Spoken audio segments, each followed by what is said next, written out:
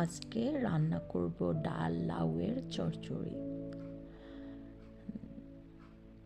আমি এখানে নিয়ে নিয়েছি লাউ কুচি, ডাল, আর তেল দিয়েছি, লবণ, মরিচ, হলুদ, রসুন কুচি, এগুলো দিয়ে আমি মিক্সড করে নিয়েছি ওগুলো। তারপর অল্প আছে চুলা জ্বালিয়ে ঢেকে দিয়েছি। তারপর এটা সিদ্ধ হয়েছে, ওরকম মিক্সড হয়ে বা রান্না হতে কমসে কম 10-15 মিনিট বা 20 মিনিট লেগে যাবে। এটা আমি পর্যাপ্ত পরিমাণে যেটুকু পানি দেওয়ার সেটুকু দিয়ে দিয়েছি। তারপর এখানে অ্যাড করেছি টমেটো, আর দিয়ে দিচ্ছি শেষে, একদম রান্নার শেষে, ধনিয়া পাতা আর অল্প কাঁচামরিচ কুচি, যেটা স্বাদের জন্য।